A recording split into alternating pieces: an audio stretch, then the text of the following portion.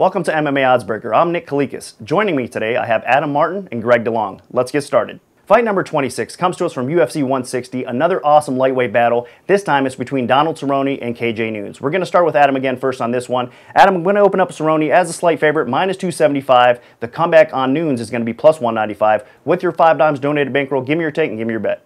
I'm going to go with the underdog here. I'm going to go with KJ Noons. The reason is I'm fading Donald Cerrone quite a bit right now. The last fight against Anthony Pettis, I did predict Pettis was going to win by knockout, but I never expected it was going to be a kick to the body. It was one shot. Cerrone went down. He looked terrible in that fight. He hasn't actually looked that great in his last couple fights. The one big advantage that KJ Noons has in this fight is his boxing. He's an excellent boxer. We saw Donald Cerrone get picked apart by Nate Diaz. I know Nate Diaz is probably a little bit longer than KJ Noons, but KJ does have very, very solid boxing. So I think the fight's going to stay in the feet. I think Cerrone's probably going to make that mistake. If it hits the ground, he definitely has the advantage, but I think he's going to want to put on a fight of the night kind of thing. He seems like kind of a guy that is always looking for that bonus check. So I think it's going to be his downfall in this fight.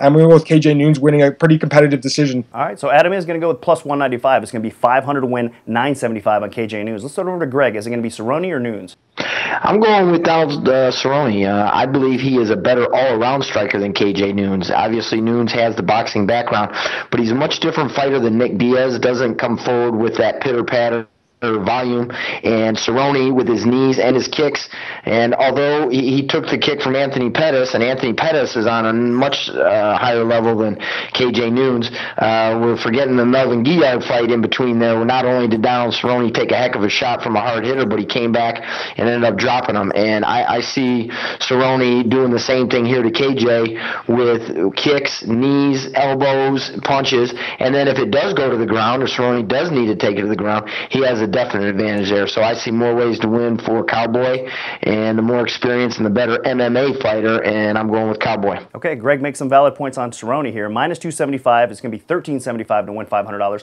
So both of our experts do split on this fight, and I think a lot of the betting public will as well. We might see the line increase a little bit more because, like Greg said, I think Cerrone is the more well-rounded fighter. But my question marks around Cerrone right now is where he is at this stage in his career. He hasn't looked as great in his last few performances. I know he's doing a lot of other stuff on the side outside of MMA and his personal life. He's got a lot going on too. So that's my concern here. But I'm going to lean with Cerrone slightly here in this fight as well. As far as the bet goes though, might be tempted to lay some money on Noons if it does climb up as well. Make sure you guys stay tuned for MMA Oddsmaker tomorrow as we release fight number 27.